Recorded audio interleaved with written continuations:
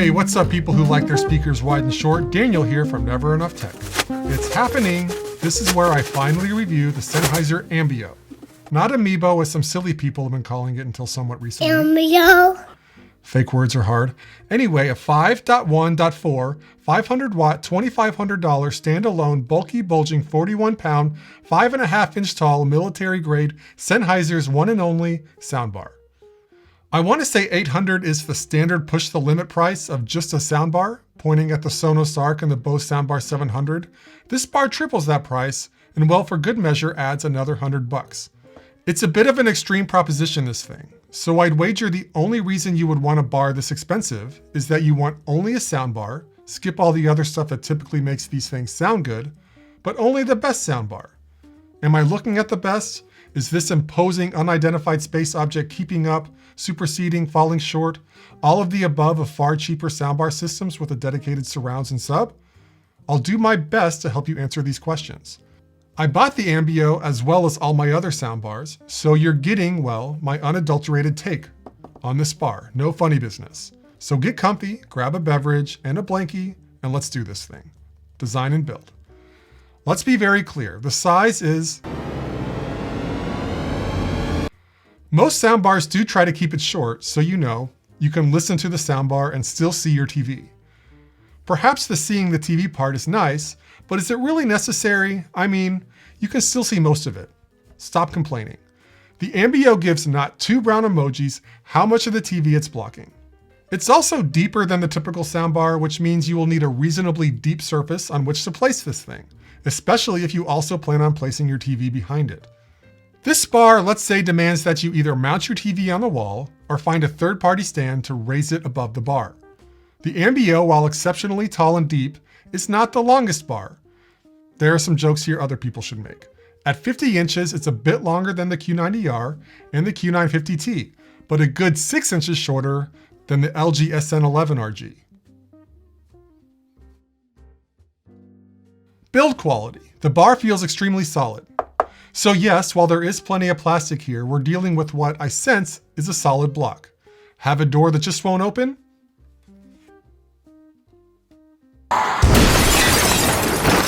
When you knock on this thing, I like knocking on it, you're not wondering if anybody's home, as with some soundbars. It's filled to the brim with soundbar stuff. It feels shockingly heavy, coming in at 41 pounds. The Sonos Arc, for reference, which has a similar-ish width, is 14 pounds. So this is about 3 times as heavy as the Sonos Arc. It's nuts and a burden to move around. If you're hung up on the eye-watering price, keep in mind you are paying about the same dollar per pound as other flagship standalone bars, if that helps. I'd say the primary styling characteristic, and it's actually not that easy to see unless the light is just right, are the 11 3.5-inch circles in the front and sides, giving off the impression that your house may not withstand the onslaught if you dare jack up the volume on this thing. The sides are angled out about 20 degrees, giving the bar a partially rounded trapezoid shape if viewed from, say, the top of a building. You'll find a reflective Sennheiser logo on the bottom left. Don't do reflective logos, soundbar companies, just make them matte. And an illuminable Ambeo brand badge on the bottom right, for when you activate their special 3D sound sauce. You have your display in the bottom center, and we'll certainly get into that. The front and sides are covered in a somewhat tough fabric that, yes, can collect fuzzies, stretched over a removable plastic frame. That's normal for traditional speakers, not for a soundbar. Looking on the inside of the plastic frame, you can take a look at how the woofers and tweeters are given different kinds of grills to support their unique acoustic purpose. Take it to show and tell or whatnot. The grill is intended to be on the majority of the time. When removed, you can certainly get a better look at the inner workings, but you also see parts that you would rather not see, like glued-on crooked foam and partially exposed circuit boards. Definitely not a finished look. I would have expected maybe a bit more care taken here to make it look more presentable, given the grill is removable. On the top center, you'll find a plastic cover with faux metal graining. Seems to be a popular styling choice for whatever reason. You'll also find some codec support branding up here. Not my thing. Aspirational brands typically avoid doing this. Just saying. If you keep looking around, you'll see a row of physical bar buttons. The ends here on top are a metal grill, each covering an upward firing driver.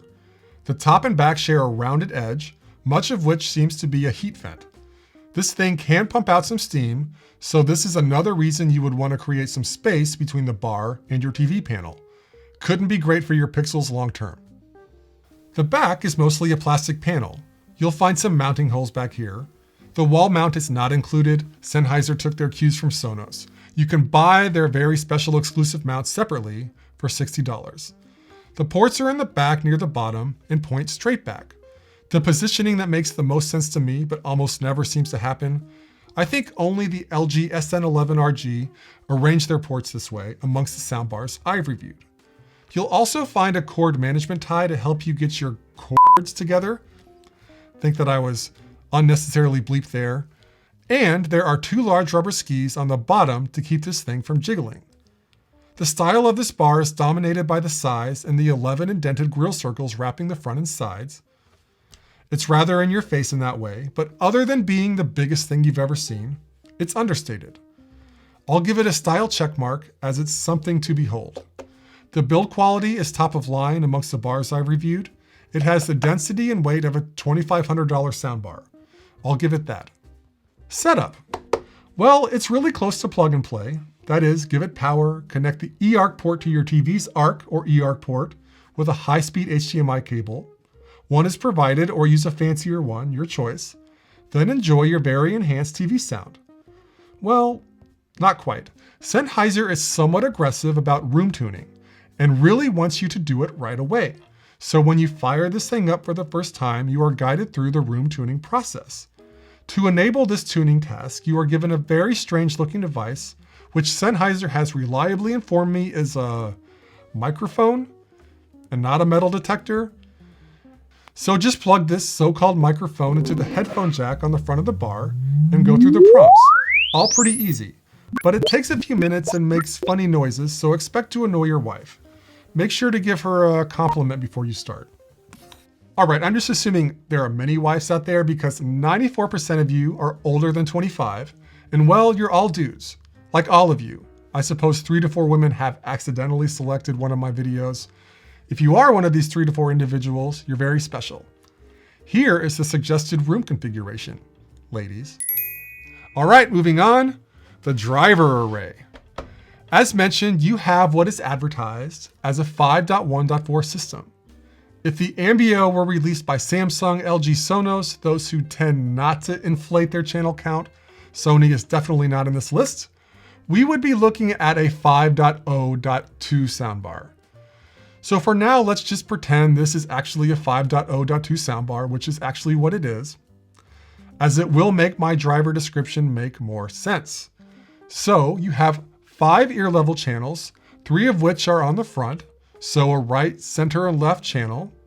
Each of these are comprised of 3 drivers or speakers, 2 4-inch long throw cellulose sandwich cone woofers, managing mid-range frequencies, and a single 1-inch aluminum dome tweeter. It's a high frequency specialist, so 9 drivers on the front. The other 2 ear level channels are the surrounds left and right, each comprised of just a single 1-inch aluminum dome tweeter. So not nearly as substantial as the front channels. Though, some context, it is common for surround effects channels to be just tweeters. The .2 on the end, the number of high channels, is derived from the 2 upward firing drivers on top, 1 on each end. These are both a single 3.5-inch full-range woofer, which handles higher frequencies than normal woofers. So 8 woofers and 5 tweeters on the bar. Quite frankly, the driver count is high, but not the highest. It equals the likes of the Samsung Q90R soundbar, but falls short of the Samsung Q950T that has 2 additional woofers, though the Ambeo woofers are certainly more substantial than what you would find on those bars.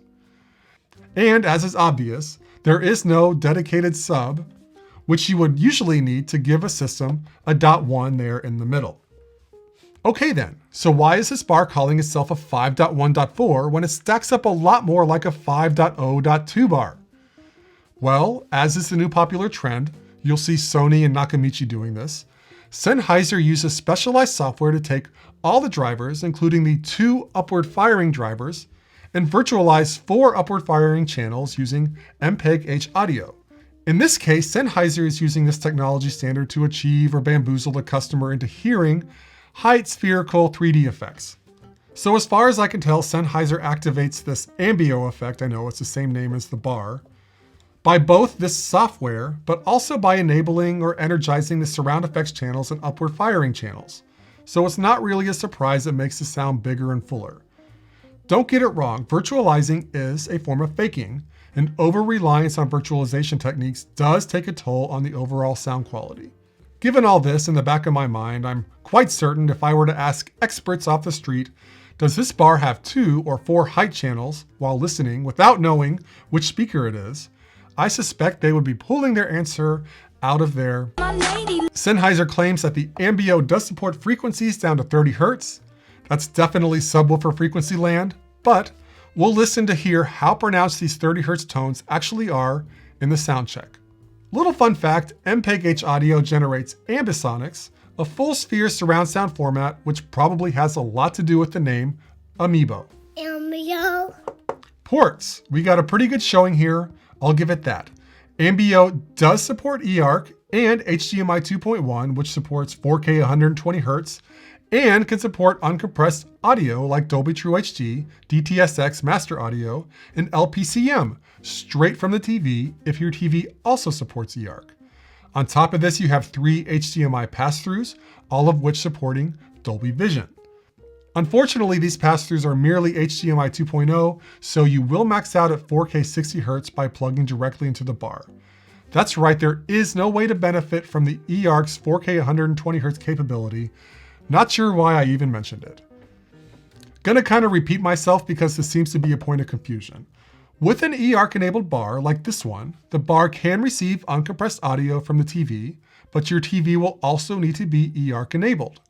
If you plug directly into the bar using HDMI pass-through, you can pass uncompressed audio to the bar by bypassing your un-eARC TV if you have one.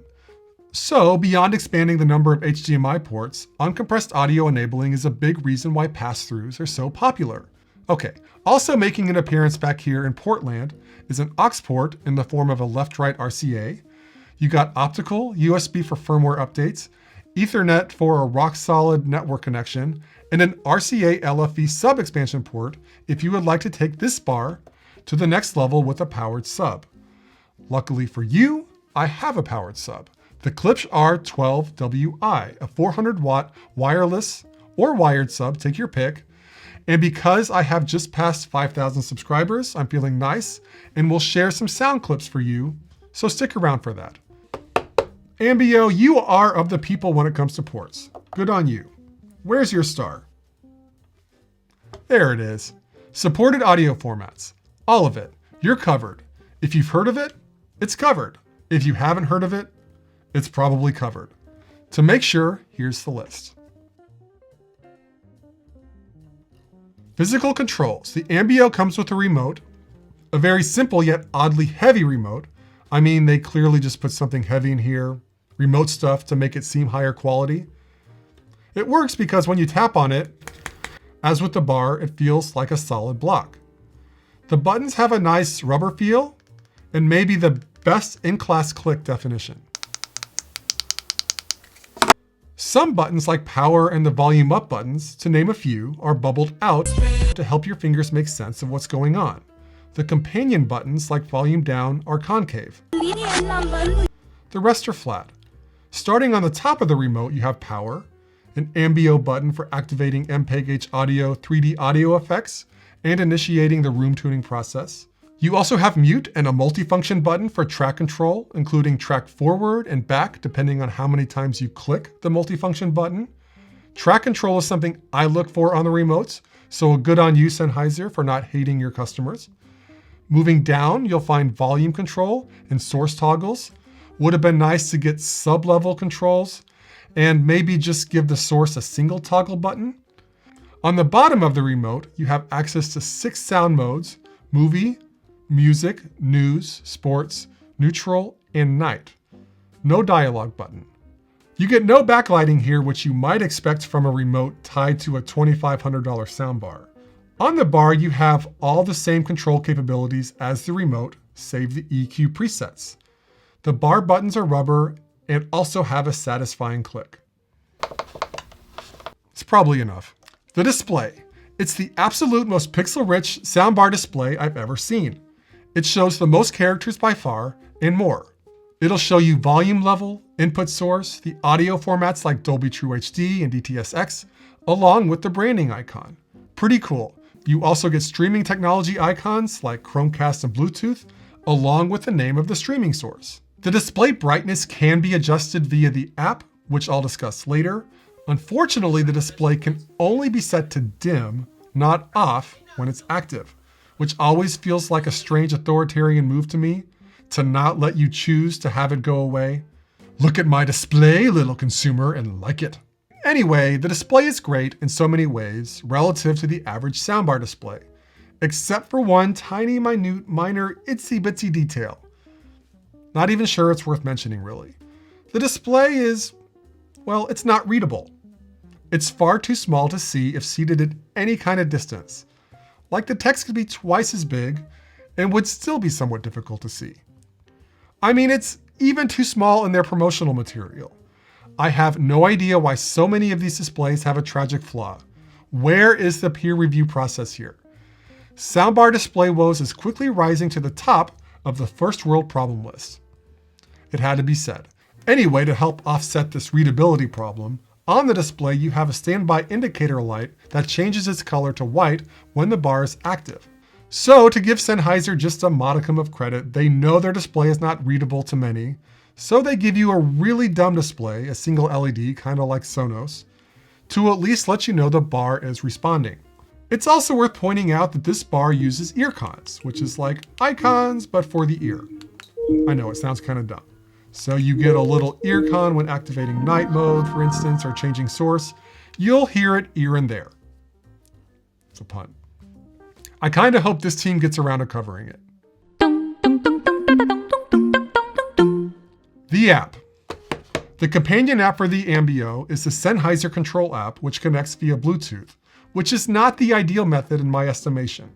You'll often find that you need to refresh the connection when opening the app. The app is a unified app intended to control your Ambeo and other Sennheiser products. When connected to the Ambeo and on the home page, you can set general volume, you can set the bar to standby or wake it up, toggle night mode, you can change the source, and you have access to EQ presets. It's severely perplexing, but you get no track controls. You gotta do all the track changes and pausing with general device controls or within the app that's streaming content if you're hard set on controlling tracks with your device. If you go to the setting menus, you get a random grab bag of info as well as settings, from Wi-Fi information to room calibration initiation, audio codec information, subwoofer on-off, display brightness controls, eco mode settings. Overall, this app, though not the finest software you'll encounter, does give you a reasonable control over the bar. As mentioned, the big miss is the omission of track controls. And maybe have it connect via Wi-Fi, not Bluetooth. Device to bar streaming. You get Bluetooth 5.0 and Chromecast. Both of these are pretty good options in that both iOS and Android folks are supported with both technologies.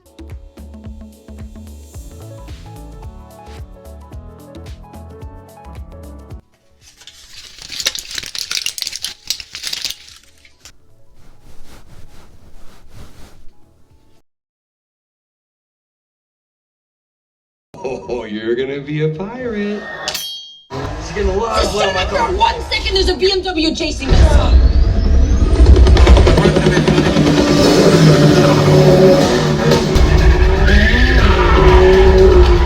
Hey, can I just take a moment to thank you? There is nothing else I'd rather be doing with my life. I don't care.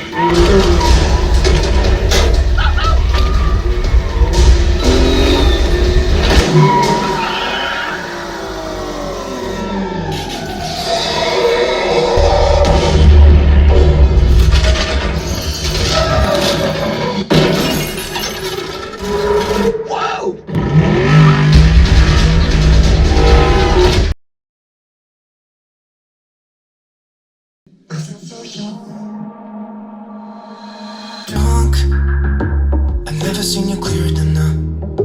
We're flying high, floating somewhere up in the clouds. Going out of ourselves, can you feel it? Almost like I don't know if it's real, 'cause when we're doing our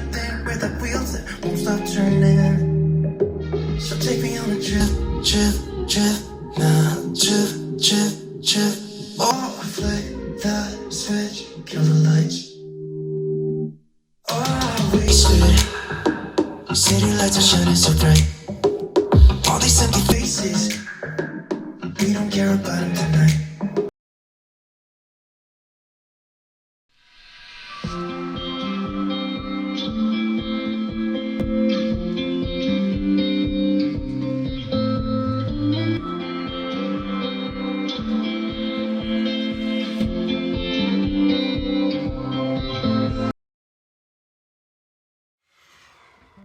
Sound quality. It's a dang good piece of kit. It's definitely in the discussion for SoundBar Supreme if going head to head with any other one soundbar. It's got huge, stimulating, fully loaded live sound. It manages to pull off this modern sound as you get with the Nakamichi and Sony HTG 700, even the JBL Bar 9.1 to a certain degree, while keeping low distortion and a satisfying sound structure. Oftentimes, the modern, highly processed sound strikes me as shrill, but not here. I'd replace shrill with sharp, thunderous, and rich. The Nakamichi Shockwave Ultra 9.2 spits out cotton candy. The Ambeo, chocolate chicory to birch cake.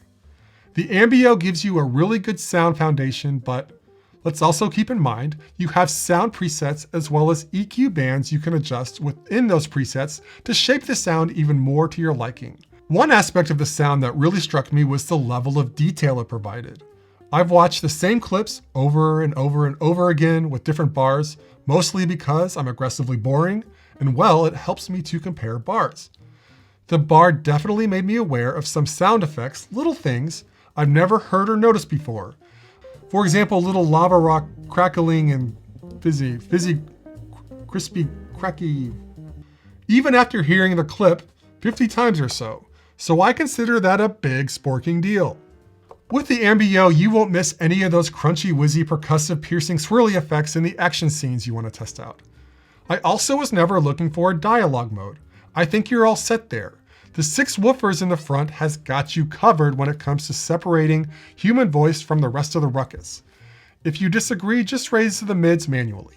Well, now that the plaudits are out of the way, let's get real about how the Ambeo executes on categories a cynical person might call impossible.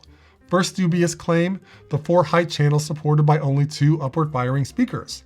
Okay, well, I definitely heard some height effects, not exceptional in precision or placement, but it's fair.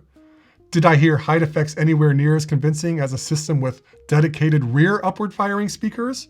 Or with 4 dedicated surround speakers like with the Nakamichi Shockwave Ultra 9.1? Not even close. So you get the occasional, well, that kind of sounds like it's happening up there. And you get reasonably good front left-right separation. Period. Don't buy this bar anticipating rear effects. This is not really a criticism, but rather a, you're doing about as well as you could expect given the state of speaker technology. You are an impressive product, plenty to promote, don't overpromise.